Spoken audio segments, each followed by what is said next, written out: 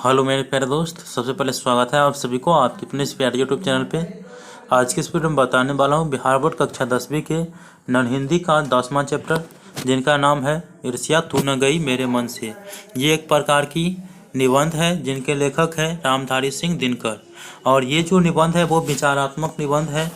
तो इसमें जितने भी ऑब्जेक्टिव और सब्जेक्टिव क्वेश्चन होंगे मैं स्टेप बाय स्टेप चर्चा करूंगा, और इससे बिहार बोर्ड में 2 से 3 मार्क के ऑब्जेक्टिव पूछे जाते हैं और संभवतः एक सब्जेक्टिव होने की चांस रहता है। ठीक है, तो पहला क्वेश्चन आपको यहाँ पे मिल जाएगा कि ईर्ष्या तू न गई मेरे मन से पाठ की कौन सी विधा है। तो वो निबंध है ईर्ष्या तू न गई मेरे मन से। पाठ के लेखक कौन है? तो रामधारी सिंह दिनकर जी है। उसके बाद क्वेश्चन स्टार्ट करते हैं। तो ईर्ष्या तू न गई मेरे मन से किस तरह की निबंध है? तो ये विचारात्मक निबंध है, तो आंसर भी विचारात्मक होगा। उसके बाद मनुष्य का चैन कौन छीन लेता है? तो मनुष्य का चैन ईर्ष्या छीन लेता है। ईर्ष्या का मतलब होता है जलन, किसी से जलन करना।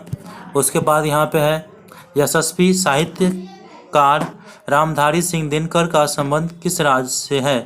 तो ये जो है बिहार से है। रामधारी सिंह दिनकर जी का जन्म बिहार के पटना में हुआ था।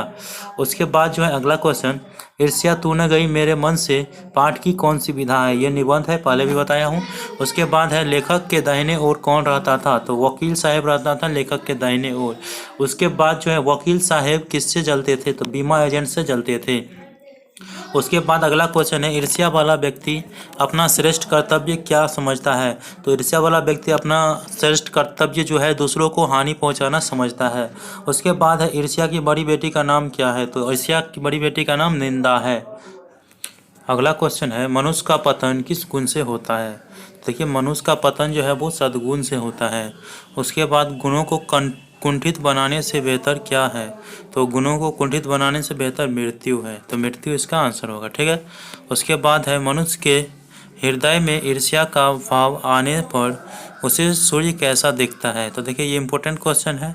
तो मनुष्य के हृदय में ईर्ष्या का भाव आने पर सूर्य जो है वो मध्यम सा दिखने लगता है। तो मध्यम इसका सही आंसर होगा। ठीक है, उसके बाद ईर्ष्या का संबंध किससे होता है? तो ईर्ष्या का संबंध प्रतिद्वंदिता से होता है। तो प्रतिद्वंदिता इसका आंसर हो जाएगा। ठीक है, इसके बाद है संसार व्यापी सुयश चाहना नेपोलियन से स्पर्धा करना है, यह कथन किसने कहा है? तो यह कथन जो है वो रसेल ने कहा था। तो रसेल इसका आंसर हो जाएगा। और जितने भी इसमें ऑब्जेक्टिव बता रहा हूँ वो इम्पोर्टेंट है। ठीक है, तो उसके बाद अगला क्वेश्चन है तुम्हारी निंदा वही करेगा जिसकी तुमने भलाई की है, यह कथन किसका है? तो ये ईश्वरचंद विद्यासागर जी की है। उसके बाद अगला क्वेश्चन है किसने ईर्ष्या को बाजार की मक्खियाँ बताया है? तो नीत्शे ने बताया है। तो नीत्शे इसका सही आंसर हो जाएगा। उसके बाद अगला क्वेश्चन है इतिहासकारों के अनुसार कौन कभी पैदा नहीं हुआ? तो देखिए, यहाँ पे कभी लिखा गया है गलती से, तो इसे कभी आप पढ़िए तो अच्छा रहेगा। कभी कभी पैदा नहीं हुआ। तो हरक्यूलिस जो है वो कभी पैदा नहीं हुआ था। उसके बाद जो है यहाँ पे अगला क्वेश्चन है ईर्ष्या का कौन सा पक्ष लाभदायक है? तो देखिए, ईर्ष्या का कौन सा पक्ष लाभदायक होगा? तो प्रतिद्वंदिता होगा। तो प्रतिद्वंदिता इसका सही आंसर होगा। ठीक है, उसके बाद देखिए ईर्ष्या से बचने का उपाय। तो देखिए, यहाँ पे बनने का उपाय नहीं, बचने का उपाय होगा यहाँ पे। तो ईर्ष्या से बचने का उपाय क्या होना चाहिए? तो मानसिक अनुशासन होता है। तो मानसिक अनुशासन ही करना है, और इसमें क्वेश्चन मार्क नहीं लगाना है, इसको फुल स्टॉप करना है। ठीक है, उसके बाद जो मुख्य तथ्य है कि कौन किससे स्पर्धा करता था, इसे आप कुछ इस प्रकार से याद रख सकते हैं कि कौन किससे स्पर्धा करता था। तो नेपोलियन जो है सीजर से करता था, जबकि सीजर जो है सिकंदर से करता था। सिकंदर जो है हरक्यूलिस से करता था। तो इस प्रकार से हमने जाना ईर्ष्या तू न गई मेरे मन से जो पाठ है जिसका लेखक रामधारी सिंह दिनकर है, उसमें जितने भी ऑब्जेक्टिव क्वेश्चन है उसको। अब जान लेते हैं सब्जेक्टिव क्वेश्चन कौन कौन से हैं। तो देखिए दोस्तों, इसमें शब्दार्थ जो दिया गया है उसे भी आप थोड़ा याद रखिएगा।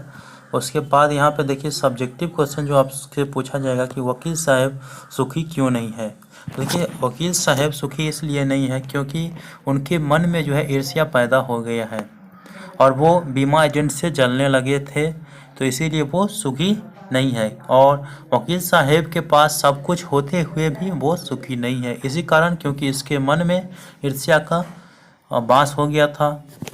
तो जिसके मन में ईर्ष्या का वास होता है उसको ही अंदर से अंदर ही अंदर जला देता है, इसीलिए सुख नहीं थे। ठीक है, उसके बाद यहाँ पे है दूसरा क्वेश्चन, ईर्ष्या को अनोखा वरदान क्यों कहा गया है।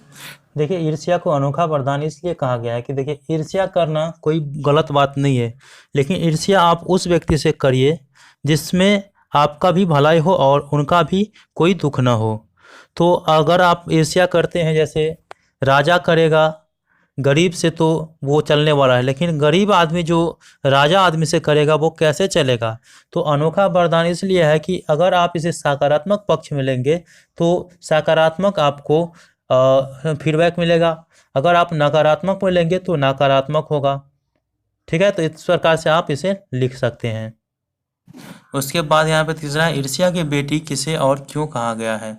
तो फिर ठीक मैं पहले ही कहा कि ईर्ष्या की बेटी जो है निंदा को कहा गया है, और क्यों कहा गया है, तो आपको यही चीज़ बार बार कहना है कि ईर्ष्या इसलिए कहा गया है क्योंकि ईर्ष्या जिसके मन में पैदा होती है वो निंदा के साथ ही होती है, तो इसीलिए निंदा कहा गया है और सबसे पहले उसी इंसान को जलाता है।